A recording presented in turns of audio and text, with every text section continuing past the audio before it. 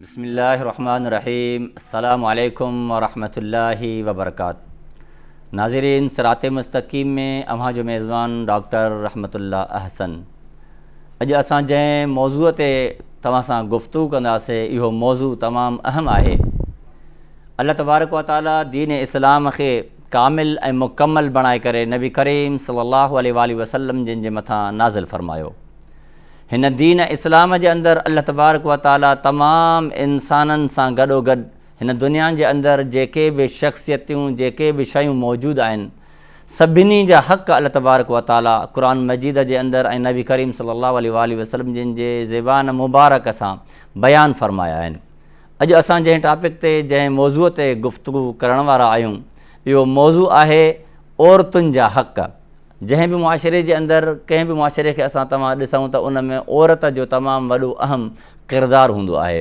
हर मज़हब, हर दीन जे अंदरि औरतुनि जे हक़नि जी ॻाल्हि कई वञे थी पई। अॼु इन ते असां गुफ़्तगू कंदासीं। जंहिं ख़ासि महिमान खे असां हिन प्रोग्राम जे अंदरि मदू कयो आहे, असां उनजो तारुफ़ कराईंदा हलूं। मौलाना सद्दाम हुसैन अबड़ो साहिब जिन।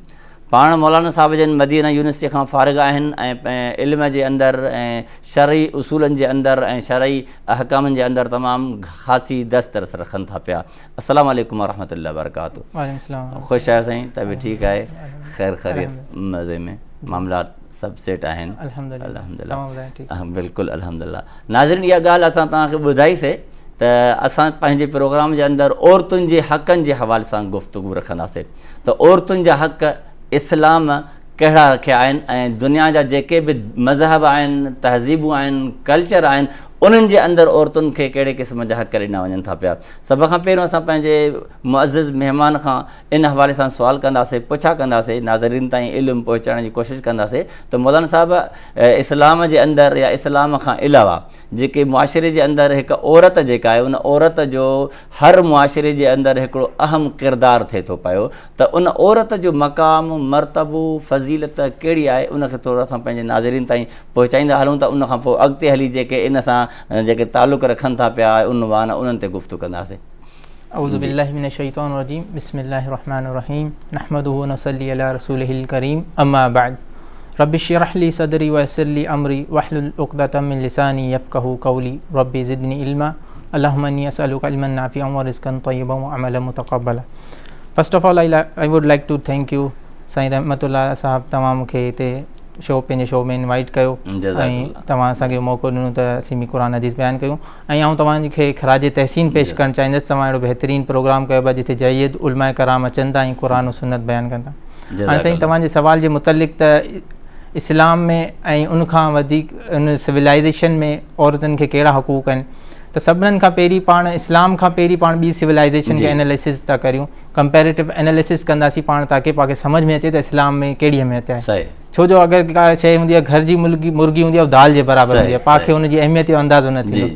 त सभिनीनि खां पहिरीं जी दौरे जाहिलियत हो, उनखां पहिरीं बि सिविलाइज़ेशन हूंदी हुई, रोमन सिविलाइज़ेशन हूंदी हुई, पर्शियन सिविलाइज़ेशन हूंदी हुयूं, जेके फ़ारिस जी सिविलाइज़ेशन उर्दू या सिंधी में चइबो आहे। त उन सिविलाइज़ेशन में औरत जी जेकी हिकिड़ी का बि इज़त न हूंदी, उनखे इंसान बि न सम्झंदा हुआ, ॿी का बि शइ छॾियो उनखे पेरनि जी जुती सम्झंदा हुआ। उन दौर में टे शयूं हूंदियूं, 3W। इस्लाम खां अॻु औरत खे जेके बि कल्चर गुज़री चुका आहिनि, तहज़ीबूं गुज़रियूं आहिनि, उन जे अंदरि औरत जी काई हैसियत न हुई। जी, तव्हां बयानु उनखे इंसान ई न सम्झंदा हुआ। ऐं उन दौर में 3Ws जेका अहम हूंदा, वार, वाइन ऐं वुमेन, यानी इहे उन्हनि जे मर्दनि जी हिकिड़ी उनजी शहवत जो ऐं उन्हनि खे इंजॉयमेंट जो इहे ज़रिया हूंदा। उहो वार विढ़ंदा हुआ, जंगू विढ़ंदा हुआ, हा, ऐं वरी वाइन, शराब वग़ैरह। ऐं वुमेन सां उहे ज़्यादतियूं वग़ैरह कंदा हुआ, नाजाइज़ियूं कंदा हुआ ऐं ज़िना वग़ैरह, ऐं उन्हनि जा हुकूक जी पामाली हूंदी, उन्हनि खे इंसान ई न सम्झंदा हुआ, जानवरनि खां बि बदतर सलूक कंदा हुआ। त अहिड़ी तरह हर सिविलाइज़ेशन में, रोमन सिविलाइज़ेशन जेकी काफ़ी वॾी सिविलाइज़ेशन हुई, ऐं उनजे मुक़ाबले में जेकी पर्शियन सिविलाइज़ेशन हुई, उन हर सिविलाइज़ेशन में उन्हनि जो इहो ई हालात हूंदा त औरत ते ज़ुल्म थींदा हुआ, औरत हिकिड़ी मज़लूम हूंदी ऐं उन्हनि खे इंसान बि न सम्झो हूंदो। अहिड़ी तरह जेॾीमहिल दौरे जाहिलियत हो, नबी सल्लल्लाहु अलैहि वसल्लम खां थोरो अर्सो पहिरीं उनखे दौरे जाहिलियत चइबो आहे, त उन में बि औरत खे ज़िंदा दरगोर कयो वेंदो, जंहिंजो क़ुरान इन ज़िक्र कयो आहे त वइज़ल मऊदतु सुइलत बिअय्यि ज़म्बिन कुतिलत, त उनमें अल्लाह ताला फरमायो त नंढड़ी जेकी ॿार हूंदी हुई उनखां पुछो वेंदो उनखे छाजे करे ज़िंदा दरगोर कयो वियो, यानी क़यामत जी ॻाल्हि हले थी त अल्लाह तबारक व तआला पुछा कंदो त इहा औरत या नंढड़ी छोकिरी छो ऐं कहिड़े जुर्म में क़त्ल ऐं इहा आयत दौर जाहिलियती तरफ़ इशारो करे थी त उनमें इन्हनि जो इहो रवाजु हूंदो त अरब जेका हूंदा हुआ उहे पंहिंजी न्याणियुनि खे ज़िंदा दरगोर करे छॾंदा हुआ। ऐं ॿी हिकिड़ी आयत में अल्लाह ताला फरमायो जेॾीमहिल उन्हनि खे बशारत ॾिनी वेंदी त तव्हांजी न्याणी पैदा थिए त उनजो चहिरो लही वेंदो हो ऐं बिल्कुलु क़ुरान अल्फाज़ इस्तेमालु कयो उनजो चहिरो कारो थी वेंदो हो ऐं उहे सॼो ॾींहुं परेशान हूंदा हाणे छा करियां हिनखे ज़िंदा दरगोर करियां या इहो घुट पी वठां। इन जो मतिलबु असांखे इहो सम्झ में अचे थो पियो, इन ॻाल्हि खे असां कंटिन्यू कंदासीं, अॻिते वधाईंदासीं त नाज़रीन मौलाना साहिब जेका असांजे आॾो ॻाल्हि रखी त ज़माने जाहिलियत जे अंदरि जंहिं घर में न्याणी पैदा थींदी हुई उहो घर वारा न्याणी जो वालिद जेको आहे मुंहुं लिकाए करे घुमंदो हुयो ऐं क़ुर चयो त वसदत वुजूहुम, यानी उन चेहरा जेके आहिनि कारा थी वेंदा हुया, यानी शर्मिंदगी महसूसु कंदा हुया। यानी औरत यानी न्याणी औरत जॾहिं कंहिं घर में पैदा थींदी या ॿारड़ी घर में पैदा थींदी त उनखे पंहिंजे लाइ हिकु शर्म जो मक़ाम महसूसु कंदा हुया। त मां पंहिंजी ॻाल्हि खे अॻिते वधायो पिया इन हवाले सां। ऐं अहिड़ी तरह अगरि उते इन्हनि जी का निकाह बि हूंदा हुआ त उनमें निकाह जो त अहिड़ो सिस्टम न हूंदो, कईअनि सां निकाह पे थींदा हुआ ऐं पोइ उन्हनि खे तलाक़ूं पे थींदियूं, माना उनजो को फैमिली सिस्टम न हूंदो। पर जेॾीमहिल इस्लाम हाणे पाण इस्लाम ते अचूं ऐं उनखां बि बाद पहिरीं इस्लाम ते ईंदासीं पोइ वरी पाण ईंदासीं वेस्टर्न सिविलाइज़ेशन ते, त उन्हनि जेको अॼुकल्ह चैंपियन थी विया आहिनि वुमेन राइट्स जा उन्हनि जी हालत छा हूंदी त पहिरीं इस्लाम जे अंदरि या इस्लाम खां अॻु जेको आहे औरत जो मक़ाम तव्हां मुख़्तसिर अल्फाज़ में इहो ॿुधायो नाज़रीन त औरत जो इस्लाम खां पहिरियों मुआशरे जे अंदरि को बि ख़ासि मक़ाम न हो। जंहिं घर में न्याणी पैदा थींदी हुई त उहे घर वारा माण्हू शर्मिंदो महसूसु कंदा हुया ऐं उन सां गॾो गॾु न्याणियुनि खे ज़िंदा पूरींदा हुया। उन सां गॾो गॾु मौलाना साहिबु इहा बि असां पंहिंजे नाज़रीन ताईं पहुचाईंदा हलूं त औरत जेका आहे उन ज़माने जे अंदरि उन जी कहिड़ी हैसियत हुई, कहिड़ी हैसियत सां कहिड़ी अहमियत सां उन सां जेको आहे वहिंवार कंदा हुआ। बसि उनखे हिकिड़ो त जीअं अञा ॼापंदी हुई अञा पैदा थींदी त उनखे ज़िंदा दरगोर कंदा हुआ ऐं जीअं वरी वॾी थी वेंदी हुई त उनखे ज़िना वग़ैरह करे ज़्यादतियूं करे ऐं वरी लोंडियूं करे हेॾां होॾां मार्केटुनि में बाज़ार में या नाच ॻाइण में उन दौर में बि इहे थींदा हुआ महफ़िलूं नाच ॻाइण उन्हनि में उन्हनि खे एक्सप्लॉइट कंदा, उन्हनि खे ज़्यादतियूं थींदियूं ऐं उन्हनि खे बसि हिकिड़ी पंहिंजी जिनसी शहवत वग़ैरह ऐं नफ़सानी ख़्वाहिशात जे लाइ इस्तेमालु कंदा, ख़्वाहिशात जे तस्कीन जे लाइ। न उनजी का इज़त हूंदी, न को उनजो एहतराम हूंदो, न उनजो मक़ाम हूंदो, न उनजा का हुकूक हूंदा हुआ, उहे हुकूक सभु पामाल थींदा हुआ, न उहो किथे पंहिंजी दाद रसी करे सघंदी हुई। सही, इस्लाम खां अॻु जेके बि तहज़ीबूं हुयूं, ठीकु आहे, रोमन तहज़ीब हुई या हिंदी तहज़ीब आहे या चाइना तहज़ीब आहे, उन्हनि तहज़ीबनि जे अंदरि उनजो जेको रिलीजन आहे, उन जा जेके मज़हब आहिनि, उन्हनि जे अंदरि बि छा इन्हनि औरतुनि जा हक़ जेके न रखिया विया हुआ। जी, उहो वरी पाण क्रिस्टियनिटी में ॾिसूं ऐं जुडाइज़म में ॾिसूं, यानी यहूदियत ऐं इनमें ईसाईयत में, त उनमें बि जेको बुनियादी नुक़्तो आहे न उनमें इहो आहे त औरत खे इन्हनि मौरूद इल्ज़ाम ठहिरायो आहे त हीउ शैतान इनखे वरगलायो ऐं हिन आदम अलैहिस्सलाम खे वरगलायो, जंहिंजी वजह सां उहो आदम अलैहिस्सलाम जन्नत मां निकिता। त उन्हनि जो मौरूद इल्ज़ाम जेको ठहिरायो उन औरत खे ठहिरायो, उतां ई शुरूआति थिए थी त पोइ औरत खे या को माना उहो ज़ुल्म ज़्यादती ऐं माना उन तहज़ीबुनि वारा माण्हू औरत खे ऐं आदम अलैहिस्सलाम खे जेको जन्नत मां कढण जो सबबु जेको इल्ज़ाम जेको लॻायो आहे उहो औरत ते लॻायो आहे ऐं औरत खे ई माना इन तरीक़े सां इल्ज़ाम लॻायो त असां हिन औरत जे करे ई हिन मुश्किलात में पिया आहियूं, ठीकु आहे, जन्नत मां कढिया विया आहियूं ऐं औरत जो मथां इहो सॼो इल्ज़ाम लॻाइनि था पिया। इहे इन सां गॾो गॾु मौलाना साहिब इहा ॻाल्हि बि असां थोरो अॻिते पंहिंजे नाज़रीन ताईं पहुचाईंदा हलूं त इस्लाम जेको आहे औरतुनि जे हक़नि जे हवाले सां असांखे कहिड़ी तालीम ॾिए थो पियो। ऐं उनखां पहिरीं इंडियन सिविलाइज़ेशन जंहिंमें पाण इंडियन सब कॉन्टिनेंट में रहूं था, बर सगीर में, त इनजी बि ज़रूरी आहे, छो जो हिन इंडियन मुआशरे में जेको औरत जो जेॾीमहिल हस्बैंड यानी उनजो शौहर मुड़ुस जेको वफ़ात पाए वेंदो त उनखे सती जेकी उन्हनि जी रस्म हूंदी हुई उहे उनखे ज़िंदा माना उनजो मुड़ुस मरी वियो ऐं उनखे वरी बाहि ॾेई ज़िंदा खे साड़े छॾींदा हुआ। इहो मौलाना साहिब इन विच में इहा असांखे ॿुधाईंदा हलो त इहा मौजूदा जदीद दौर जे अंदरि बि इहे रस्म रवाज बिल्कुलु इनखे ब्रिटिशर्स अची ख़तमु कयो, बाक़ाइदा कानून ठाहियो, इहे जेका अंग्रेज़ हूंदा हुआ पाण ते हुकुमरान हूंदा हुआ उन्हनि ई कानून ठाहियो त इहो हाणे बैन आहे हिन ते, न त उन्हनि ताईं प्रैक्टिस थींदी हुई। उन्हनि खे घणो साल थिया आहिनि, तक़रीबन 1947 में हितां विया आहिनि जॾहिं पाण खे आज़ादी मिली आहे, उनखां कुझु 50 साल पहिरीं उन्हनि इहो कानून ख़तमु कयो। ऐं ब्रिटिशर हिते 90 साल रहिया त उनखां बसि 50 साल में उन्हनि इहो कानून पास कयो त हाणे इहे सती वग़ैरह बैन आहे, न त उहो इहे प्रैक्टिस हलंदी रहंदी हुई, इहा एॾी पुराणी ॻाल्हि बि न आहे। सही, माना इन मतिलबु आहे त जेके हिंदी कल्चर जे अंदरि बि माना जेका औरत हूंदी जेकॾहिं उहा बेवा थींदी, उन मुड़ुसु मरी वेंदो त उन जे मुड़ुस सां गॾु गॾु उन जी चिता खे बि माना बाहि ॾेई छॾींदा हुया। उन सां गॾु मौलाना साहिबु इहा ॻाल्हि बि असां पंहिंजे नाज़रीन ताईं ॿुधाईंदा हलूं, जॾहिं औरत जे मक़ाम जी उन जे मर्तबे जी जॾहिं ॻाल्हि थिए थी पई त हिन वक़्तु मुकमल दीन आहे जेको अल्लाह तबारक व तआला क़ुरान मजीद जे अंदरि इरशाद फरमायो आहे त अल-यौम अकमलतु लकुम दीनकुम व अतममतु अलैकुम निअमती व रदीतु लकुमुल इस्लाम दीना, यानी इस्लाम अल्लाह जी नेमत आहे। हिन अल्लाह जी नेमत इस्लाम जे अंदरि अल्लाह तबारक व तआला औरत जे हक़नि जी कहिड़े क़िस्म जी इंसाननि खे जेका ताक़ीद फरमायो आहे। जी जी साईं, हाणे पाण पहिरीं सम्झोसीं की ॿियनि सिविलाइज़ेशन में औरत खे इंसान ई न सम्झंदा, त हाणे इस्लाम में छा मुक़ाम आहे, त उनजे बारे में सभिनीनि खां पहिरीं अल्लाह ताला जेको आहे इक्वालिटी जो राइट ॾिनो आहे, त बराबरी आहे, औरत ऐं मर्द बराबरि आहे। इहो ॿिए मज़हबनि में पाण खे नथो मिले, जीअं मूं ॿुधायो त उनखे इंसान ई न सम्झंदा हुआ ऐं उन्हनि खे थोरो इन ॻाल्हि खे असां वज़ाहत सां कंदा आहियूं। इक्वलिटी बराबरी कहिड़े अंदाज़ में, बराबरी जो मतिलबु इहो आहे त जीअं मर्द आहे उहे साॻई हक़ औरत जा बि आहिनि, इहे विरासत में अॻिते ईंदासीं, तव्हां थोरो इन खे वज़ाहत कयो। इक्वालिटी जो मतिलबु इहो आहे माना हुकूक जेका आहिनि बराबरि आहिनि पर साॻिया न आहिनि। जी इक्विटी हिकिड़ो लफ़्ज़ अचे थो त मानी इम्पार्शियलिटी ऐं फेयरनेस हुजे, जंहिंमें यानी ॿिन्हिनि खे हुकूक मिलनि। हाणे ज़ाहिर ॻाल्हि आहे जी मर्द जो मुक़ाबिलो रेसलिंग जो थिए थो त उनमें हिते अॼु जा जेका वेस्टर्न सिविलाइज़ेशन उहे बि ईअं नथा चवनि त मर्द जो मुक़ाबिलो औरत सां रेसलिंग में करायो, क्रिकेट में ॿिन्हिनि जो अलॻि अलॻि मुक़ाबिलो थींदो आहे, औरत जो औरत सां थींदो आहे, मर्द जो मर्द सां थींदो आहे। अहिड़ी तरह त इस्लाम जेका राइट्स ॾिना आहिनि ईअं ई ॾिना आहिनि, माना औरतनि खे पंहिंजा हुकूक आहिनि, मर्दनि खे पंहिंजा हुकूक आहिनि, कंहिंमें औरत खे फज़ीलत आहे, औरत मर्दनि जे हुकूक खे किरास नथी करे सघे, मर्द औरत जे हक़नि खे किरास नथो करे सघे। ॿिन्हिनि खे पंहिंजी लिमिट्स में रहणो खपे ऐं ॿिन्हिनि खे पंहिंजे हुकूक जा एतिराम करणा खपनि। त अल्लाह ताला फरमायो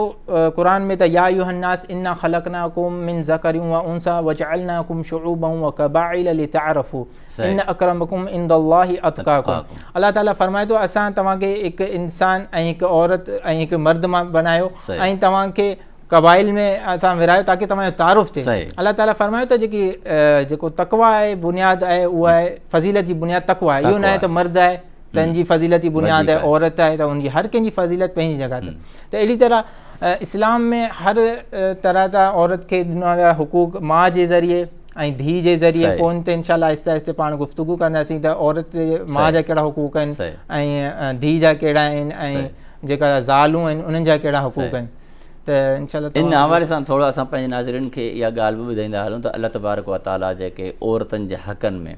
सभ खां अहम हक़ जेको रखियो आहे, बराबरी जे एतबार खां कहिड़ो फ़र्क़ु आहे मर्द ऐं औरत जे अंदरि, इहो अवाम जाॾो असांजे मुस्लमाननि जाॾो ऐं ख़ासि तौर ते असांजे पाकिस्तानी मुस्लमाननि ऐं पाकिस्तानियुनि जाॾो इहा ॻाल्हि असां वाज़े तौर ते बयानु करण जी उन्हनि खे सम्झाइण जी कोशिशि कयूं त मर्द ऐं औरत जे फ़र्क़ में को वॾो जेको फ़र्क़ु आहे उहो कहिड़ो आहे, कहिड़े अंदाज़ में असां फ़र्क़ु कयूं त औरत जा ई ख़ासि हक़ आहिनि ऐं मर्द जा ई ख़ासि हक़ आहिनि। साईं ॾिसो जेको इस्लाम सभिनीनि खां पहिरीं बुनियादी मुआशी हुकूक में इकोनॉमिक जेको राइट्स आहिनि ऐं ज़िमेदारी आहे, रिस्पॉन्सिबिलिटी आहे, उहा मर्द जी आहे। ऐं औरत जी जेकी बुनियादी ज़िमेदारी आहे उहा घर में ॿारनि जी परवरिश करणु ऐं पंहिंजी इज़त जी हिफ़ाज़त करणु, इहे जेको बुनियादी फ़र्क़ु आहे। मर्द जो ॿाहिरि जा मामलात आहिनि ऐं औरत खे घर जा मामलात आहिनि, त इहे घर जी निगरानी करे। इन खां अलावा छा इस्लाम औरत खे इजाज़त नथो ॾे मौजूदा असांजे कल्चर जे अंदरि जेकॾहिं औरत आहे उनजे घर जे अंदरि को ज़िमेदार न आहे, कमाइण वारो न आहे, मईशत खे मुस्तम करण वारो न आहे, उनजे जेके नफ़क़ात आहिनि जेके मामलात आहिनि उहो करण वारो न आहे। छा इस्लाम औरत खे चए थो त तूं घर खां ॿाहिरि न निकिर, तूं नौकिरी बि न कर, तूं जॉब बि न कर, तूं फलाणो कमु बि न कर, घर में वेठी रह? छा इस्लाम असांखे अहिड़े क़िस्म जी तालीम ॾिए थो या इन में असांजी कहिड़ी रहनुमाई इस्लाम कई? जी बिल्कुलु, त रिस्पॉन्सिबिलिटी जेकी ज़िमेदारी आहे, फ़र्ज़ु जेको आहे उहो मर्द जो आहे। पर मिसाल जिथे औरत जे घर में को कमाइण वारो न आहे या अगरि हालात अहिड़ा तंग आहिनि जीअं अॼुकल्ह महांगाई जो दौरु आहे, त औरत जेकी आहे पंहिंजे शरई तक़ाज़े में रही करे, पंहिंजो शरई पर्दे वग़ैरह में रही करे पंहिंजो जॉब वग़ैरह करे सघे। इन जी मिसाल सभिनीनि खां पहिरीं बीबी ख़दीजा रज़ी अल्लाह अन्हा जेका आहे रज़ी अल्लाह अन्हा, उमुल मोमिनीन आहे, नबी सल्लल्लाहु अलैहि वसल्लम जी घरवारी आहे, हिकिड़ी बिज़नेस वूमेन हुई, यानी कारोबारी ख़ातून हुई, ऐं नबी सल्लल्लाहु अलैहि वसल्लम खे उन्हनि मोकिलियो सीरिया यानी शाम, काफ़िलो खणी विया पाण सल्लल्लाहु अलैहि वसल्लम, ऐं उहो पंहिंजे इन्हनि जो बिज़नेस कंदा हुआ। त अहिड़ी तरह ॿियूं बि जेकियूं ख़वातीन आहिनि, इंशाअल्लाह अॻियां हली ॿुधाईंदसि तव्हांखे, त जेको शिफ़ा बिनत अब्दुल्ला हुई, उनखे हज़रत उमर मार्केट प्लेस में इंस्पेक्टर यानी निगरान मुक़ररु कयो, त उहे मार्केट में ॾिसे त रेट वधीक आहिनि या घटि आहिनि, ऐं जंहिंजा रेट वधीक हूंदा त उन्हनि खे उहे जुर्मानो कंदी। इहा जेके तव्हां ॻाल्हि हज़रत उमर फारूक रज़ियल्लाहु ताला अन्हु जिन जी ॻाल्हि कई, इन मां मुराद असां इहा बि वठी सघूं था त असांजे मुआशरे जे अंदरि अहिड़े क़िस्म जी ज़िमेदारी औरत इंस्पेक्टर पुलिस जी हुनजी ठीकु आहे रेंजर्स में या ऑफिसर्स जे अंदरि औरत इहे ज़िमेदारियूं खणी सघनि थियूं, उहे माना क्लेम करे सघनि थियूं ऐं दवा बि करे सघनि थियूं त असांखे बि अहिड़े क़िस्म जी नौकिरी ॾिनी वञे, असां बि पंहिंजा फ़राइज़ अदा करे सघूं था। इहा इस्लाम उनखे इजाज़त इन तरह बिल्कुलु अहिड़ी तरह समरा रज़ी अल्लाह अन्हा उहो मक्का में बि मार्केट इंस्पेक्टर, अहिड़ी तरह जेका ॿियूं बि सहाबियात हुयूं, अब्दुल्ला इब्न मसूद जी घर वारियूं, उहे पंहिंजा कारोबार बिज़नेस कंदियूं, हर कंहिंजा बाग वग़ैरह बि हूंदा हुआ, कुझु में बाग हूंदा हुआ, कुझु माल मवेशी हूंदियूं, इंडिपेंडेंट हूंदियूं हुयूं, उहे पंहिंजो कारोबार कंदियूं हुयूं, ऐं जेको उन दौर में हूंदो हो हिसाब सां उहे पंहिंजो गुज़र सफ़र कंदियूं हुयूं, मर्दनि सां बि गॾु यानी पंहिंजे शौहरनि सां गॾु, ऐं कुझु इंडिपेंडेंट बेवा वग़ैरह हूंदियूं उहे इंडिपेंडेंट कंदियूं हुयूं। मौजूदा दौर जे अंदरि जेकॾहिं असांजे ऑफिस जे अंदरि कंहिं बि ऑफिस में असां कमु कयूं था, कॉलेजनि जे अंदरि यूनिवर्सिटियुनि जे अंदरि या कॉल सेंटर आहिनि, उते बि माना जेकॾहिं शिफ्टिन में मुस्लिम मुआशरे जूं छोकिरियूं या ख़वातीन दफ़्तरनि में कमु करणु चाहिनि त इस्लाम उन जे मथां कहिड़े क़िस्म जी पाबंदी लॻाए थो पियो, ऐं जेकॾहिं इजाज़त ॾिए थो त कहिड़ी हद ताईं इजाज़त ॾिए थो त जीअं असांजे मुस्लिम मुआशरे जे ख़वातीन खे इहे ॻाल्हियूं सम्झ में अचनि त उन्हनि जूं जेके बाउंड्रीज़ आहिनि, उन्हनि जूं जेके हदूं आहिनि, उहे कहिड़ी तरियूं आहिनि ऐं कहिड़ियूं आहिनि। जी जलसा तव्हां तमामु बहितरीनु सवाल कयो, जो अॼुकल्ह जी ज़रूरत इहा ई आहे जो महांगाई जो दौरु आहे, त इन करे इस्लाम जेको बुनियादी शर्त ॾिनी आहे उहा आहे शरई तक़ाज़नि में रही करे उहो कमु करे, पंहिंजो शरई पर्दो करे, ऐं जेको इख़्तिलात एॾो न हुजे जो हिक ॿिए जा माना नाजाइज़, हा जी, हैरासमेंट ऑफ वर्क प्लेस अॼुकल्ह थिए थो, कानून पास थियनि, यानी हर इदारे में जेको कानून आहे त हैरासमेंट न थिए, यानी उन ते का ज़्यादती न थिए, का अहिड़ा वर्ड्स बि न चया वञनि जंहिंसां उनजी दिलि आज़ारी थिए, त इहे सभु शयूं पाण मद्देनज़र रखणियूं खपनि जंहिंमें औरत जा हुकूक पामाल न थियनि, कमु भले करे अगरि पर शरई तक़ाज़ुनि में रही पर्दे जे मुताबिक़ करे पंहिंजो। थोरी हिनखे असां वज़ाहत कयूं शरई तक़ाज़ा कहिड़ा आहिनि, छा त असांजे मुआशरे जे अंदरि नाज़रीन रहूं था पिया पाकिस्तान जे अंदरि ऐं ख़ासि करे सिंध जे अंदरि, ऐं हिन मौजूदा जदीद ज़माने जे अंदरि मर्द ऐं ख़वातीन ॿई गॾे करे घर खे हलाइण जी कोशिशि कनि था पिया। मौजूदा हालात जे अंदरि इहो सिर्फ़ु पाकिस्तान जो मसइलो न आहे मौलाना साहिबु, इहो पूरी दुनिया जो मसइलो, त उहे कहिड़ा क़वानीन आहिनि, उहे कहिड़ा शराइत आहिनि, औरत उन्हनि शर्तनि खे मलहूज़ रखी करे घर खां निकिरे ऑफिसनि में कमु करे। जीअं ड्रेस जे बारे में अचे थो, लिबास जे बारे में, त एॾो तंग न हुजे, एॾो लाइट न हुजे, ऐं उनजे मथां उनजो हिजाब हुजे ऐं निकाब, कुझु उलमा हिजाब में इन में चवनि था त हथ जो ऐं पेरनि जी इजाज़त, ऐं कुझु वरी चहिरे जो इख़्तिलाफ़ आहे, बहरहाल उन ॻाल्हि में पाण नथा वञूं, पर हिजाब ऐं निकाब वग़ैरह करे, ऐं मर्दनि खां एतिरो इख़्तिलात उनजो घणो न हुजे जेको उन्हनि जी हैरेसमेंट वग़ैरह थिए या कुझु अफेयर्स वग़ैरह जीअं अॼुकल्ह जा माहौल आहिनि, उन्हनि खे दिलि आज़ारी थिए, उन्हनि जी इज़त ते का हर्फ़ अचे। इस्लाम चाहे थो त उन्हनि जी इज़त जी हिफ़ाज़त थिए ऐं उन्हनि खे हिकिड़ो सिक्योर माहौल ॾिनो वञे जंहिंमें उनमें उहे भले कमु करे सघनि। त इन माना शरई तक़ाज़नि में इहो ई आहे हिजाब वग़ैरह हुजे ऐं जेको और मर्दनि सां एतिरो इख़्तिलात घणो न हुजे। मौलाना साहिबु इहा ॻाल्हि बि असां पंहिंजे नाज़रीन ताईं पहुचाईंदा हलूं त इस्लाम जेके औरतुनि जे हक़नि जे अंदरि जेका तक़सीम कई आहे, उन हक़नि जे तक़सीम जे अंदरि अल्लाह तबारक व तआला औरतुनि जे हक़नि में जेके विरासत जा जेके उसूल ॿुधाया आहिनि, उन में किन शयुनि खे मद्देनज़र रखी करे अल्लाह तबारक व तआला क़ुर में फरमाए न सूरह निसा जे अंदरि, यूसिकुमुल्लाहु फी औलादिकुम लिज़कर मिस्ल हज़िल उनसयैन, माना मर्द जे निस्बत औरत खे अधु हिसो मिलंदो। त इहो उन जी माना वजह छा आहे? उहा औरत हुजण जे करे अल्लाह तबारक व तआला उनखे अधु हिसो ॾिनो आहे, उनजे पोयां को हिकिड़ो ॿियो फ़लसफ़ो आहे। इहो बि हिकिड़ो तव्हां बहितरीनु सुवालु कयो, छो जो जीअं अॼुकल्ह इस्लाम जे ख़िलाफ़ु जेको वेस्टर्न मीडिया प्रोपेगेंडा कंदी आहे टेररिज़म जो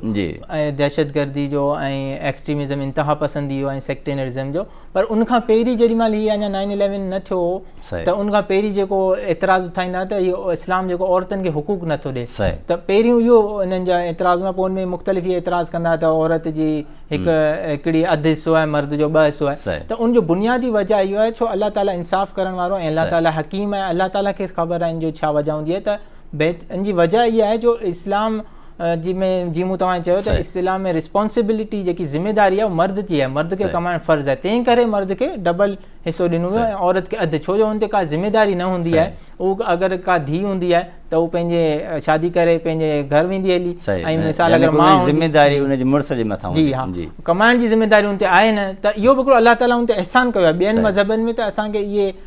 राइट्स बि नथा मिलनि त उन्हनि खे को उन्हनि जो हिसो आहे। जीअं मूं तव्हां चयो त बर्तानिया वग़ैरह में इहो जेको राइट्स मिलियो इनहेरिटेंस जो 1870 में मिलियो, ऐं अहिड़ी तरह वोटिंग राइट्स ते पाण अचूं त जेको 19th अमेंडमेंट थी US कॉन्स्टिट्यूशन में 1920 में उन्हनि खे पॉलिटिकल राइट मिलियो वोट करण जो। त अहिड़ी तरह जॾहिं त इस्लाम में पहिरीं उन्हनि खे बैत जो हक़ मौजूदु हो, पॉलिटिकल राइट मिलियल हुआ, उन्हनि खे सियासी हुकूक हासिलु हुआ। ऐं अहिड़ी तरह आउं तव्हांखे अगरि पॉलिटिकल राइट्स जे बारे में ॿुधायां त हज़रत उमर रज़ी अल्लाहु अन्हु जेॾी महिल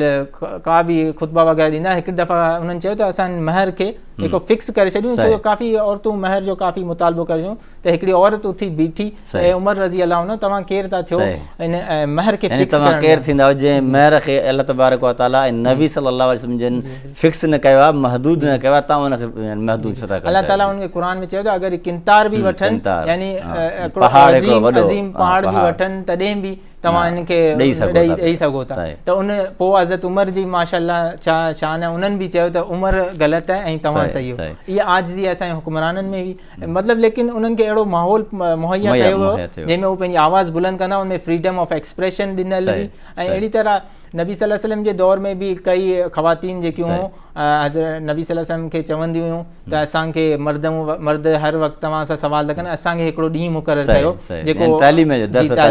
उन में अगरि एजुकेशनल राइट्स में पाण ॻाल्हायूं त इस्लाम चयो आहे त पहिरीं जेकी वही हुई उहा इक़रा सां शुरू थी, इक़रा यानी रीड ऐं यानी पढ़ो, इक़रा बिस्मि रब्बिकल लज़ी ख़लक़, यानी तव्हां पढ़ो। पहिरीं वही यानी द इम्पोर्टेंस ऑफ एजुकेशन ज़ाहिर थी थिए, तालीम जी अहमियत त तव्हां पढ़ो। अहिड़ी तरह नबी सल्लल्लाहु अलैहि वसल्लम फरमायो त तलबुल इल्मी फरीज़तुन अला कुल्ली मुस्लिम, यानी तालीम हासिल करणु हर मर्द ऐं हर मुसलमान औरत ते फ़र्ज़ु आहे। त इहो उन्हनि जो बुनियादी हुकूक आहे, उन्हनि खे तालीम ॾिजे। अॼुकल्ह जी पंहिंजे मुआशिरे में ऐं ख़ुसूसन सिंध में थोरो इहो मसइलो आहे जो ख़वातीनी तालीम घटि आहे, त आहिस्ते आहिस्ते इनशाअल्लाह हालात बहितर थियनि पिया। त इन्हनि खे पाण खे खपे त पंहिंजी ख़वातीन खे ऐं नियाणियुनि खे तालीम ॾियूं, तालीम जी तरफ़ अॻिते वधणु घुरिजे। मौलाना साहिबु इन विच में हिकिड़ी असांजे मुआशिरे जे अंदरि हिकिड़ो आम बहस बि हलंदो आहे शादियुनि जे हवाले सां। हिकिड़ो ॿाहिरां जा जेके यूरोपी कल्चर आहे, उन कल्चर वारा माण्हू जेके इस्लाम जे मथां हिकिड़ो एतिराज़ कंदा आहिनि त मर्द खे इस्लाम जेको आहे चइनि शादियुनि जी जेका इजाज़त ॾिनी आहे, इहा औरत जे मथां इहो ज़ुल्म आहे। इन खे तव्हां इस्लाम जे नुक़्ते नज़र खां कीअं ॾिसो था पिया? वाक़िअतन जेकॾहिं कंहिं मर्द खे अल्लाह तबारक व तआला 4 शादी करण जी इजाज़त ॾिनी आहे, छा 4 शादियूं करणु फ़र्ज़ु आहे या इजाज़त आहे? ऐं इहो थोरो तव्हां असांखे ॿुधाईंदा। ऐं उनखां पहिरीं आउं तव्हांखे थोरो ॿुधाईंदो हलां त जीअं इस्लाम हिकिड़ो राइट ॾिनो आहे त राइट टू चूज़ स्पॉज, यानी पंहिंजो मंगेतर चूज़ करणु, इस्लाम उनखे हक़ ॾिनो आहे जी। पर अॼुकल्ह जी पंहिंजे मुआशिरे में वग़ैरह या थिए थो त उनजो इहो हरगिज़ मतिलबु न आहे त इस्लाम उन्हनि खे इहो राइट ॾिनो, बल्कि इस्लाम नबी सल्लल्लाहु अलैहि वसल्लम फरमाए तो वल बिक्रो तुस्तामिरु फी नफ्सिहा व इज़्नुहा सुमातुहा, त जेकी न्याणी हूंदी उनखां पुछो वेंदो त भाउ तोखे क़बूल आहे न, कमारी हूंदी त उनखां पुछावे, उन इजाबो क़बूल त निकाह में बि आहे, पर पहिरीं उनखां पहिरीं पुछो वेंदो त भाउ तोखे क़बूल आहे। अगरि चवे थी न क़बूल आहे त उनखां ज़बरदस्ती हरगिज़ न कई वेंदी। ऐं अहिड़ी तरह हिकिड़ी मिसाल इहा बि नबी सल्लल्लाहु अलैहि वसल्लम जे दौर में मिले थी त हिकिड़ी औरत आई नबी सल्लल्लाहु अलैहि वसल्लम वटि, उन्हनि चयो त मुंहिंजो निकाह मुंहिंजे वालिद ज़बरदस्ती करायो मुंहिंजी मर्ज़ी जे बग़ैर। त नबी सल्लल्लाहु अलैहि वसल्लम उनखे चयो त चाहे त तूं निकाह में रहो ऐं चाहे त तूं उनखे निकाह फस करे छॾ, ख़तमु करे छॾ। हाणे अचूं था तव्हांजे सवाल जे मुतालिक़ त जेको एतिराज़ उथाईंदा आहिनि त 4 शादियुनि जो, त 4 शादियूं हरगिज़ फ़र्ज़ु न आहिनि। अल्लाह ताला हिकिड़ी इजाज़त ॾिनी आहे, उहो बि उन लाइ हिकिड़ी शर्त मशरूत करे छॾी आहे त हीअ शर्त कंदो त तव्हांखे इजाज़त, जेकॾहिं इहे न कंदो त तव्हांखे वरी आख़िरत में बि उनजो हिसाब किताब ॾियणो पवंदो। हदीस में अचे थो जेको ॿिनि ज़ालुनि जे दरमियान इंसाफ़ नथो करे, अदल नथो करे, त उनजो हिकिड़ो पासो झुकियल हूंदो, हिकिड़े पासे क़यामत जो ईअं हलंदो जंहिंमें उनजो झुकियल हूंदो। अहिड़ी तरह जेके उहो सबबु यानी आहे। इन जो मतिलबु आहे त जेकॾहिं कंहिं शख़्स खे ॿ घर वारियूं आहिनि, उनजो मेलान हिकु तरफ़ वधीक आहे ऐं ॿी तरफ़ न आहे, हिकिड़ी जो ख़्यालु वधीक रखे थो, ॿी जो ख़्यालु नथो रखे, त क़यामत वारे ॾींहुं उहो सम्झ त माना जीअं माण्हू खे का फालिज हूंदो आहे, उन फालिज ज़्यादा इंसान वांगुरु उथंदो। माना इन जो मतिलबु अल्लाह तबारक व तआला हिन दुनिया जे अंदरि ॿिनि घर वारनि जे अंदरि अदुल इंसाफ़ न करण जी सज़ा ॾींदो। जी ॿियो वरी अल्लाह ताला हिकिड़ो कुदरती निज़ाम ठाहियो आहे त अल्लाह ताला औरतुनि जी पैदाइश घणी रखी आहे, जी त उन दौर ज़माने में जंगूं वग़ैरह थींदियूं, काफ़ी औरतूं बेवा थी वेंदियूं, तंहिं करे बि अल्लाह ताला उन्हनि खे ॾिनो आहे निज़ाम शादियूं। पर हिते हिकिड़ो पाण इहो ॾिसणो खपे, सोचणो खपे जी इंडिया आहे, इंडिया जी रियासतूं हर मुल्क में, उनमें स्पेशली तमिलनाडु ऐं राजस्थान जी जेकी रिपोर्ट मूं पढ़ी उनमें आहे त उहो हर वक़्तु पहिरीं जीअं अल्ट्रासाउंड अचे थो उनमें उहो पंहिंजी जिनसियत मालूम करे, अगरि उन्हनि खे ख़बर हूंदी आहे त हीअ न्याणी आहे त उनखे उते ई अबॉर्शन करे छॾींदा आहिनि। अहिड़ी तरह ॿिया बि जेका वेस्टर्न ममालिक बि आहिनि उते बि इहे ई सिस्टम आहे त अगरि छो जो उहो सम्झंदा आहिनि त मर्द कमाईंदो वग़ैरह उन करे, ऐं जीअं इंडियन रियासतूं आहिनि उनमें दहेज वग़ैरह डॉरी जो जेको सिस्टम आहे, दहेज वग़ैरह पाण चवंदा आहियूं, ॾाज ॾियणो पवंदो आहे, त उन करे उहो उनखे चाहिनि था त हिनखे ॾाज ॾियणो पवंदो, ऐं उनखे जीअं मूं सम्झायो त उनमें मनूस वग़ैरह सम्झो वेंदो औरत खे, उनखे राइट्स न हूंदा, उन करे उनखां पहिरीं अबॉर्शन यानी उनजो हमल किराए छॾींदा आहिनि, जीअं अॼुकल्ह जी टेक्नोलॉजी वग़ैरह हूंदी आहे। पर इस्लाम जेको आहे उनखे ॾहेज वग़ैरह न ॾिनो, बल्कि उनखे हक़ महर जो राइट ॾिनो। त अल्लाह ताला क़ुर में बि फरमाए थो आतू सदक़ात हिन नहला, त तव्हां उन्हनि खे पंहिंजो हक़ महर रज़ा ऐं ख़ुशी सां ॾियो। ऐं हदीस में अचे थो जेको कंहिंजो हक़ महर खाईंदो अगरि उहो मरी वियो त उनखे अल्लाह ताला जी लानत थिए थी। सही, जीअं तव्हां मौलाना साहिबु इहा ॻाल्हि ॾाज जी ऐं जहेज़ जंहिंखे असां चयो वेंदो आहे, त इन हवाले सां असांजे मुआशिरे जे अंदरि इहा ॻाल्हि ॾिठी वञे थी पई त जेके वालिदीन हूंदा आहिनि उहे ज़्यादातर इहो क्लेम कंदा आहिनि, इहा ॻाल्हि कंदा आहिनि, या छोकिरीअ जा जेके भाइर हूंदा आहिनि उन छोकिरे जी भेण जी जेकॾहिं शादी थी वेंदी आहे पोइ चओ उनखे विरासत में हिसो न ॾींदा आहिनि, चवंदा आहिनि वालिद साहिब जेको तुंहिंजी शादीअ ते ख़र्चु कयो इहो ई तुंहिंजो माना विरासत जो हिसो हुयो। छा इनखे इन ॾाज खे विरासत जो हिसो सम्झी करे औरत खे ख़ामोश कराइणु इस्लाम असांखे इन शइ बिल्कुलु इहो बिल्कुलु ग़लति आहे। इस्लाम पंहिंजो हर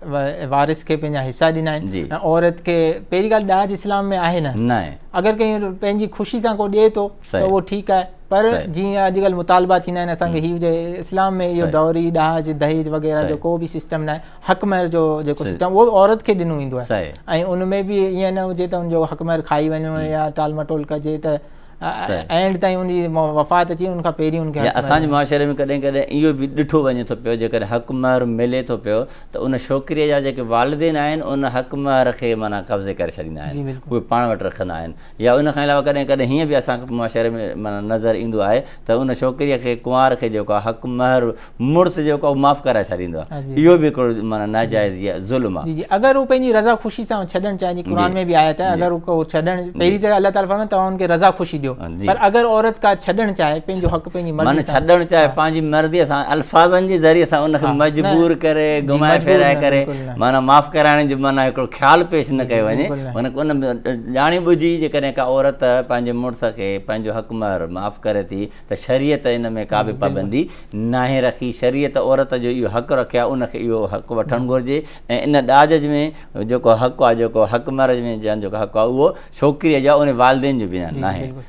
जी तमामु कुझु थोरो ऐड करणु चाहियां, सोशल जेका राइट्स आहिनि उनजे बारे में ॿुधाईंदा। इस्लाम जेको आहे औरत खे समाजी हुकूक ॾिना आहिनि, उनमें बीबी आयशा रज़ी अल्लाह अन्हा उमुल मोमिनीन हुई, जॾहिं अञा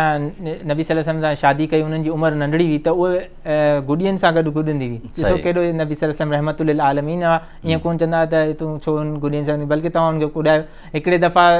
उन्हनि चयो त मूंखे हबशियुनि जो सर्कस आहे इहो ॾिसणो आहे, नबी सल्लल्लाहु अलैहि वसल्लम उनखे पर्दे में सर्कस वग़ैरह ॾेखारियो। ऐं हिकु दफ़ा हिकिड़ो बहितरीनु किसो अचे त नबी सल्लल्लाहु अलैहि वसल्लम उन्हनि सां गॾु पाण इन्वॉल्व थी विया, प्रैक्टिकली पाण सल्लल्लाहु अलैहि वसल्लम चयो रेस था लॻायूं। हिकु दफ़ा हुन रेस लॻाई तॾहिं बीबी आयशा अञा नंढड़ी हुई ऐं बीबी आयशा उहा रेस खटे वई। वरी कुझु अरसे खां पोइ बीबी आयशा वॾी थी, थोरी उमिरि थी, थोरो वेट वधी वियो, हुननि जो वज़न वधी वियो, त पोइ नबी सल्लल्लाहु अलैहि वसल्लम उहा ॿी दफ़ा रेस खटी आहे। त नबी सल्लल्लाहु अलैहि वसल्लम हुनखे फरमायो त हाज़ी ही बितिलकल सबक़ आहे, यानी ही हुन बदिलो ऐं माना हिसाब बराबरि थी। ॾिसो वरी नबी सल्लल्लाहु अलैहि वसल्लम जो दिलि ॾंड खायो त हाणे 3 दफ़ा था करियूं मुक़ाबिलो, इहे माना 2 रेसूं थियूं, ॿिन्हिनि हू बि जीते वई, नबी सल्लल्लाहु अलैहि वसल्लम जीते, औरत बि जीते आहे, मर्द बि जीते आहे, माना ॿिन्हिनि खे बराबरी आहे, ॿई ख़ुशि थी आहे। अहिड़ी तरह जेका नबी सल्लल्लाहु अलैहि वसल्लम पंहिंजी घरवारियुनि खां मशवरो कंदा, जेॾीमहिल सुलह हुदैबिया थी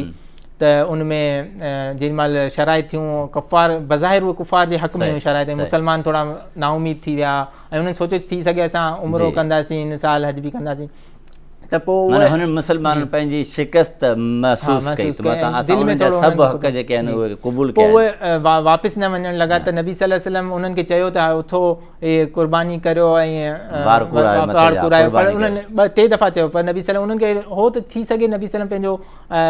फ़ैसिलो चेंज करे छॾे अॻियां हलिया वञनि, पर उन्हनि न कयो। पर पोइ उम सलमा खां मशवरो कयो ॿियो जेको उमुल मोमिनीन नबी सल्लल्लाहु अलैहि वसल्लम जी घरवारी, त उम सलमा चयो त तव्हां पाण प्रैक्टिकली हिननि खे इहो करे ॾेखारियो, तव्हां कुर्बानी करियो ऐं पंहिंजा वार कूड़ियो। पोइ नबी सल्लल्लाहु अलैहि वसल्लम अमल कयो ऐं पोइ सहाबा किरामनि ते अमल कयो। ॾिसो त हिन में मशवरे जी केॾी अहमियत आहे, त ज़ाल खे इहो मशवरो ॾियणो आहे। ऐं हिकिड़ो जेको आहे मिसकनसेप्शन बि दूरि कंदो रहां त हदीस में अचे थो त नबी सल्लल्लाहु अलैहि वसल्लम फरमायो त नाक़िसातुल अक़ल ऐं नाक़िसातुद दीन, उन ते थोरो एतिराज़ उठाईंदा आहिनि। त उन में इहो आहे जो नबी सल्लल्लाहु अलैहि वसल्लम खां पहिरीं नबी सल्लल्लाहु अलैहि वसल्लम फरमायो तव्हां मुड़ुसनि जी नाफ़रमानी कंदी हुयो ऐं लान तान कंदी हुयो, मूं तव्हांखे जहन्नम में तव्हांजी कसरत ॾिठी, उनजो सबबु इहो। पोइ उन्हनि सवाल ओॾी महिल ई कयो नबी सल्लल्लाहु अलैहि वसल्लम खां साबित त नाक़िसातुल अक़ल कीअं, त उन नबी सल्लल्लाहु अलैहि वसल्लम फरमायो तव्हांजी जीअं दीन में गवाही जेकी आहे उहा मर्द जी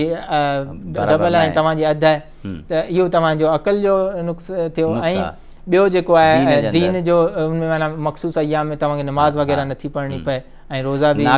दीन मां मुराद नाज़रीन इहा त जेकॾहिं रोज़ो आहे, रोज़े जे अंदरि जेकॾहिं औरत रोज़ा रखे थी पई, उन में जेकॾहिं औरत जी मख़सूस अयाम में माहवारी अची वेंदा आहिनि त पोइ उन में औरत रोज़ो न रखंदी आहे, नमाज़ बि न पढ़ंदी आहे, त इहे नाक़सात दीन में अची थो वञे। पर इनजो इहो हरगिज़ मतिलबु आहे नबी सल्लल्लाहु अलैहि वसल्लम तव्हां कमु कयो, कुझु माण्हुनि जो तर्जुमो कंदा आहिनि कमु तर्जुमो ग़लति आहे, इहो ग़लति आहे। बल्कि इन में इहो आहे त तव्हांखे ज़िमेदारी घटि आहे, जीअं तव्हांखे जीअं हिकिड़ी मर्द लाइ आहे त हिकिड़ी गवाही ॾींदो, औरत लाइ अधु, यानी 2 औरतूं गवाह हुजनि, उहो मामलात में आहे सिर्फ़ु जेका मामलात में, छो इकोनॉमिक मामलात मर्द घणा ॼाणींदो आहे मार्केट जा, औरत घणी ॼाणींदी आहे, अल्लाह ताला इहो एहसान आहे, यानी उहो औरत ते एतिरो बर्डन न रखियो। 2 औरतूं थींदियूं त उनखे कहिड़ो नुक़सानु थींदो, पाण उनखे फ़ाइदो आहे त किथे उनखे न ॾियणो पए। हिकिड़ी ॿी उनजी कॾहिं डराईंदा आहिनि, धमकाईंदा आहिनि, अहिड़ी तरह क़त्ल जे मामलात में बि सेंसिटिव मामलात हूंदा आहिनि संगीन, त उनमें उनखे कंहिंखे धमकी ईंदी त उहो डिॼी वञे, त उते बि फरमाए त औरत। ऐं कई अहिड़ी जॻहियूं आहिनि जिते मर्द ऐं औरत जी गवाही बराबरि आहे, त इनमें अल्लाह ताला उन्हनि ते पाण रहमत कई त उन्हनि ते बर्डन वग़ैरह बोझ घटि हुजे। तव्हां ॻाल्हि कई त औरत 2 हूंदियूं, त इन में मां सम्झां थो त माना ईअं हूंदो त 2 पाण में तहफ़ुज़ महसूसु कंदियूं, हा न, 2 हूंदियूं त मुंहिंजी साथी आहे, मुंहिंजो साथ ॾियण वारे आहे, अकेली हूंदी त उहा दॿिजी वेंदी, उनजे करे मां। ऐं जीअं औरत जो जंहिंमहिल मुड़ुसु मरी वेंदो आहे त उनखे दियत में मिलंदा आहिनि 65, पर औरत मुड़ुसु मरी वञे त उनजे मुड़ुसु औरत खे मिलंदा 100। त ॾिसो उनमें औरत खे फ़ाइदो आहे की या मर्द जो फ़ाइदो, औरत खे इन हवाले सां औरत जो फ़ाइदो आहे बिल्कुलु। ऐं अहिड़ी तरह जंहिंमां को नंढो ॿारु ॼापंदो आहे त ॿार लाइ छोकिरे लाइ 2 ज़बा करणा था पवनि ऐं न्याणी लाइ हिकिड़ो, त उते अल्लाह ताला उन्हनि ते बर्डन घटि रखियो, एहसान रखियो। त इन खां अलावा मतिलबु इहा ॻाल्हि बि असांजे मुआशिरे जे अंदरि पंहिंजे नौजवान तबिके खे ऐं वालिदेन खे बि असां ॿुधाईंदा हलूं, इन हवाले सां इस्लाम औरत खे इन शइ जी इजाज़त ॾिए थो पियो त औरत पंहिंजी मर्ज़ीअ सां पाण शादी करे, इन जी तरफ़ थोरो जेकॾहिं असां तवजो ॾियूं त इस्लाम जी तइलीम इन हवाले सां कहिड़ी आहे? जी मूं जीअं पहिरीं अर्ज़ु कयो त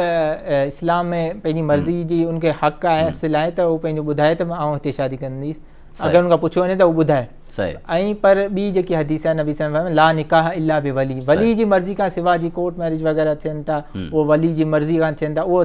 ग़लति आहे। पर उनमें उहो ई पहलू अची थो वञे त वली जेको आहे उन सां नाजाइज़ी न करे, उनजी ज़बरदस्ती शादी न करे, अगरि उनखे को माण्हू सही आहे तहक़ीक़ात करे ॿिन्हिनि खे फरीक़नि खे, जीअं औरत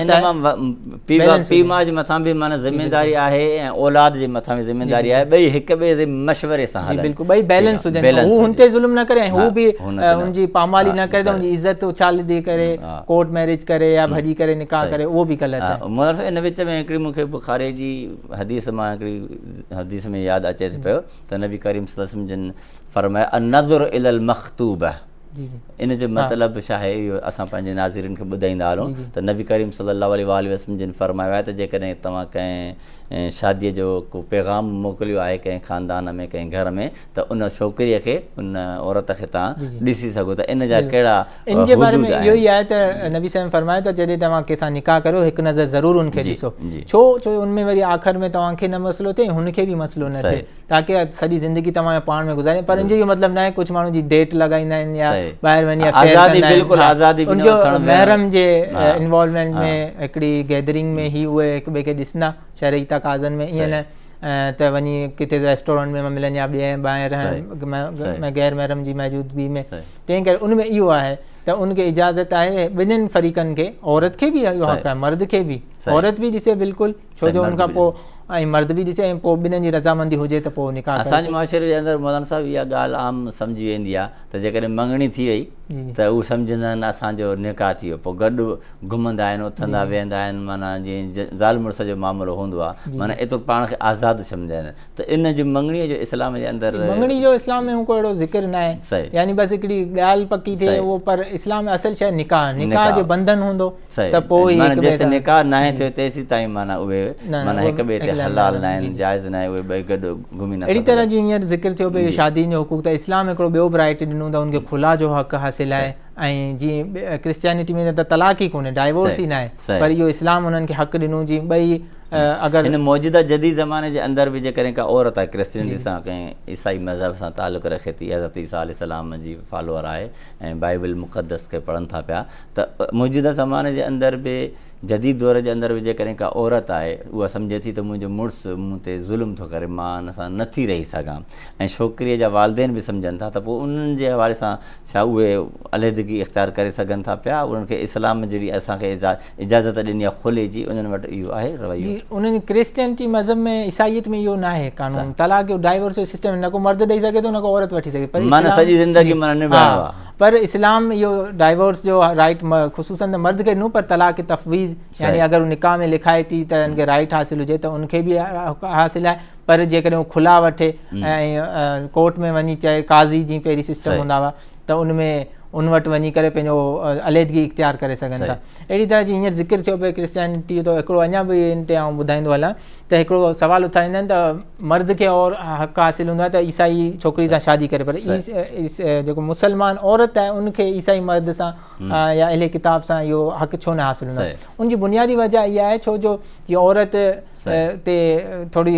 जिस्मानी तरह कमज़ोर हूंदी आहे, हिकिड़े ॿिए मुआशिरे में वञे थी, ईमानी तौर बि कमज़ोर थी वेंदी, ईअं न त उनजे दीन खे नुक़सान पहुचे, छो थी सघे उते वञी गुस्ताखी करनि पंहिंजे पैगम्बर जी ऐं पोइ वरी उन ते उनखे नुक़सानु पहुचाए। पर मर्द जीअं कवि हूंदो आहे, उहो औरत एतिरो, जीअं अॼुकल्ह कुझु औरतूं बि कवि हूंदियूं आहिनि, पर अमूमन जेको मिज़ाज ॾिसिजे त मर्द अगरि का औरत उनजी गुस्ताखी वग़ैरह कंदी का मज़हब जी, त पोइ उनखे तलाक ॾेई सघे थो, पर औरत पोइ वरी उनमें फांसी वेंदी त उनजी का गुस्ताखी करे या उन ते बि ज़ुल्म करे, शरीयत जा तक़ाज़ा हूंदा आहिनि पूरो। इन करे औरत खे चयो वियो त तव्हां ईसाई मज़हब वारे सां न चाहे, पर उनमें बि हिकिड़ो इहो बुनियादी शर्त आहे त उहो ईसाई जेको हूंदो आहे अलाह ताला सां शिरक वग़ैरह न कंदो हुजे, अलाह खे मञंदो हुजे। ऐं मुशरिक त मुशरिक सां निकाह, मुशरिक नबी करीम सल्लल्लाहु अलैहि वसल्लम जे ज़माने में बि जेके ईसाईयत सां माना कंदा हुया, उनखे फॉलो कंदा हुया हज़रत ईसा अलैहिस्सलाम जे रिलीजन खे, मज़हब खे, त उहे बि त उन दौर में मुशरिक ई छॾिबा न, त उनखे ॿियो को नालो न, उन्हनि खे अहले किताब वग़ैरह चयो वेंदो, ईसाई ऐं यहूदी जेके हूंदा उन्हनि खे अहले किताब चयो, उज़ैर इब्नुल्लाह, ईसा इब्नुल्लाह, इहो पोइ वरी उहो अलाह सां गॾु शिरक कंदा, पर बेसिकली उन्हनि जो नालो जेको हूंदो अहले किताब हूंदो। पोइ वरी जेको अगरि को शिरक कंदो आहे उहो उज़ैर, पर कोई अहिड़ा बि ईसाई हूंदा हुआ जेका अलाह खां अलाह जो पुटु न मञंदा हुआ। इन विच में हिकिड़ो सुवाल ज़हन में पैदा थिए थो पियो, जॾहिं असां इन सभिनी औरतुनि जे हुकूक जे हवाले सां जेको गुफ़्तगू पंहिंजे नाज़रीन जे आॾो रखी आहे, हिकिड़ो सुवाल ज़हन जे अंदरि हीअ बि अचे थो, बस माण्हू ज़हन जे अंदरि सुवाल पुछा बि कंदा आहिनि, चवंदा बि आहिनि त औरत खे हक़ हुक्मरानी, जीअं ख़लीफ़ो, चार ख़लीफ़ा हज़रत अबू बकर सिद्दीक़, उमर फारूक, उस्मान गनी रज़ियल्लाहु तआला अन्हु, हज़रत अली, मुसलमाननि जे अंदरि, इस्लामी रियासतुनि जे अंदरि, ख़िलाफ़तुनि जे अंदरि मुस्लिम औरत खे अल्लाह तबारक व तआला या शरीयत मुहम्मद या इहो हक़ ॾिनो आहे त उहा ख़लीफ़ो थिए या हाकिम थिए, इन हवाले सां इस्लाम असांखे कहिड़ी तालीम ॾिए थो पियो? जी, इन सां गॾु ई हिकिड़ो ॿियो सुवाल बि ऐड करे सघूं त औरत पैगम्बर छो न थी, इहो बि सुवाल अक्सर उन करे इहो आहे जो जीअं अल्लाह ताला जेके बि पैगंबर वग़ैरह मोकिलिया ऐं ख़लीफ़ा बि जेके थिया आहिनि अञा ताईं को बि औरत ख़लीफ़ा न थी। उनजी बुनियादी वजह इहा आहे छो जो ख़लीफ़ो जेको हूंदो आहे मुसलमाननि जो इमाम हूंदो आहे, उहो मस्जिद में वञी निमाज़ पढ़ण जो फ़र्ज़ु हूंदो आहे, त उहो उते इमामत कंदो, औरत जी मख़सूस ॾींहंनि में निमाज़ नथी पढ़ी सघे त उन करे उहो इमामत बि कीअं कराईंदी। वरी अगरि औरत अगरि इमाम थींदी उन्हनि जी त मर्दनि जी तवजह उन्हनि तरफ़ वेंदी, तंहिं करे इन खे ऐं उनजी घर जी ज़िमेदारी आहे, उन परवरिश ॿारनि जी उहा उन्हनि जी ज़िमेदारी आहे। मर्द जी ज़िमेदारी उन्हनि जा इकोनॉमिक राइट्स, पॉलिटिकल राइट्स, उहे ज़िमेदारियूं उन्हनि खे ॾिसो। इन करे अलाह ताला उनखे औरत खे चयो त इहो ख़लीफ़ा वग़ैरह न थी सघंदी। पर जीअं मूं मिसाल ॾिनी शिफ़ा बिनत अब्दुल्ला जी, त उहो मार्केट प्लेस में इंस्पेक्टर हुई ऐं ॿिया जेका यानी ख़िलाफ़त वारी ज़िमेदारी असां इन खे आसान अल्फाज़ में हीअं चऊं वज़ीर आज़म नथी थी सघे औरत, बाक़ी ॿियूं विज़ारत वठी सघे थी, ॿिया उहिदा वठी सघे। ऐं उनमें हिकिड़ो इहो बि आहे छो जो जीअं हिकिड़ो माण्हू हूंदो आहे अॼुकल्ह जे दौर में ॾिसजे जीअं थिए थो त उन मर्दनि सां इख़्तिलात थिए थो, हिक ॿिए सां हथु मिलाइनि था। इस्लाम में आहे त गैर महरम सां तव्हां हथु नथा मिलाए सघो। ऐं अहिड़ी तरह हिन में सीक्रेट मीटिंग्स थींदियूं आहिनि, ॿ सरबराहन मुल्क जे सरबराहनि जूं, त हिकिड़े केॾी महिल ख़ासि कमरे में अकेलाई में मीटिंग्स थियनि थियूं, त उनजो इहो बि सबबु आहे त अलाह ताला खे त ख़बर हुई त इहे सभु अॻियां हली मामलात थींदा। ऐं जीअं जंगूं वग़ैरह थींदियूं उन दौर में त उनखे बि जीअं कमांडर इन चीफ हूंदो आहे ख़लीफ़ो, उहो पाण वञी जंगुनि में विढ़ंदो आहे। इस्लाम में आहे त जंगूं औरत जंगूं वग़ैरह विढ़ंदियूं न हुयूं, उनमें जेको हिसा वठंदियूं जीअं कुझु पाणी पीआरे छॾंदियूं या कुझु मेडिकल सर्विसिस हिकिड़ी साहबिया हूंदी हुई उहा ॾींदी हुई। पर हिकिड़ी हज़रत खौला जे हवाले सां अचे थो पियो त उहा सहाबिया जेके जंगनि में विढ़ंदी हुई, उहा बि। ऐं हिकिड़ी ॿी बि सहाबिया आहे जेके नबी सल्लल्लाहु अलैहि वसल्लम जी बॉडी गार्ड वांगुरु उन्हनि जी हिफ़ाज़त कई हुई, शायदि नुसैबा रज़ी अल्लाह अन्हा नालो हो, त उहे जंगुनि में ईअं ख़िदमत ॾींदियूं। पर अहिड़ी तरह हिकिड़ो जंगुनि सां ज़िक्र आयो त अमेरिका में पहिरीं इहो कानून न हूंदो, पोइ बाद में 1990 में हिकिड़ो आहिस्ते आहिस्ते थियो आहे, उन्हनि खे राइट्स ॾिना विया। पोइ 1990 में हिकिड़ो उन्हनि जो कन्वेंशन थियो, उनमें कन्वेंशन में ही 90 ख़वातीन सां ज़्यादती थी, उन्हनि अमेरिकन फ़ौजियुनि ज़्यादती कई। ॾिसो तंहिं करे इस्लाम उन्हनि खे चवे थो त इख़्तिलात एतिरो न हुजे जो उन्हनि जी हुकूक जी पामाली थिए, उन्हनि सां ज़्यादती थिए। इन विच में जेको मां तव्हां खां सुवाल कयो ख़िलाफ़त जो, तव्हां वरी हिकिड़ो ॿियो ई हिन में सुवाल पैदा कयो हुयो त रिसालत अल्लाह तबारक व तआला जेको आहे न ख़ातून खे, औरत खे नबी ऐं रसूल न बणायो। इहो बि असांजे मग़रिबी कल्चर ऐं जदीद क़िस्म जे जेके ज़हनियत रखंदड़ माण्हू आहिनि उन्हनि ॾांहुं हिकिड़ो सुवाल मुस्लमान खां कयो वेंदो आहे त भला अल्लाह तबारक व तआला औरत खे नबी छो न बणायो? इन जे बारे में इहो ई आहे त जो अल्लाह ताला जी पैगंबर हूंदा हुआ इस्लाम जा, उन्हनि ते तकलीफ़ूं बि ईंदियूं, उन्हनि खे मारींदा बि हुआ। कईनि अहिड़नि खे क़तलु कयो बनी इसराइल जे नबियनि खे, उन्हनि खे क़तलु कयो ऐं नबी सल्लल्लाहु अलैहि वसल्लम खे बि ताइफ़ जे मैदान में लहू लुहान कयो। त हिकिड़ी औरत खे अगरि करणो आहे त उन्हनि जा कपिड़ा फाड़े छॾंदा, जीअं मुशरिकीन ऐं उन्हनि ते कई आज़माइशूं अचनि हा, त अल्लाह ताला उनखे इन करे बचाए करे उनखे चयो त इहा ज़िमेदारी मर्दनि खे ॾिनी वञे। ऐं औरत ते माना हिकिड़ो रहमत ई आहे छो जो उहा उन्हनि ते का तकलीफ़ूं न ईंदियूं। बाक़ी बीबी मरियम रज़ी अल्लाह अन्हा जेकी जन्नती आहे, ऐं आसिया जेकी आसिया बिनत मुज़ाहिम फ़िरौन जी ज़ाल, त उहा घरवारी उनखे अल्लाह ताला जन्नत जो बीबी फ़ातिमा रज़ी अल्लाह जन्नतनि जी औरतुनि जी सरदार आहे, ऐं बीबी आयशा जी बि वॾी फ़ज़ीलत आहे। असांजो गुफ़्तगू माशाअल्लाह तमामु बहितरीनु अंदाज़ में हले पियो। नाज़रीन, इहे जेके बि ॻाल्हियूं हुयूं इस्लाम जे हवाले सां जेके माण्हुनि जे ज़हन जे अंदरि ग़लति ॻाल्हियूं वेठल आहिनि, असां कोशिशि कईसीं त इन ॻाल्हियुनि ते गुफ़्तगू कयूं। असां पंहिंजे मुअज़्ज़ज़ महिमान मौलाना सदाम हुसैन अबुड़ साहिब जिन जो तमामु वॾो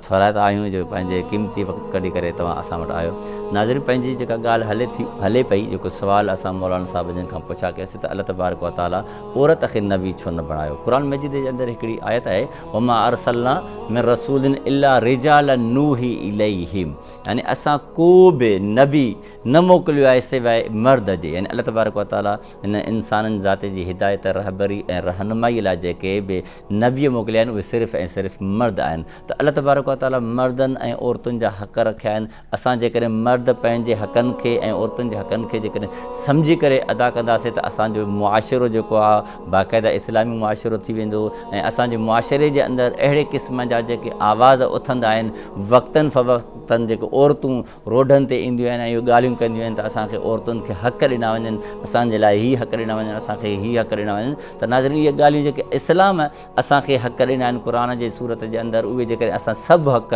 मर्द औरतुनि खे ॾियूं त पोइ अहिड़े क़िस्म जा आवाज़ असांखे ॿुधण में न ईंदा। इहे सभु ॻाल्हियूं असांखे दीन इस्लाम ॿुधायूं आहिनि। इंशा अल्लाह अॻिते बि कंहिं प्रोग्राम जे अंदरि अहिड़े अंदाज़ में अहिड़े तरीक़े सां कंहिं सुठे मौज़ूअ ते गुफ़्तगू कंदासीं। हींअर पंहिंजे मेज़बान डॉक्टर रहमतुल्लाह अहसन खे इजाज़त ॾींदा, वरी मिलंदासीं कंहिं नए महिमान ऐं नए मौज़ूअ सां। अस्सलामु अलैकुम वरहमतुल्लाहि वबरकातुहू।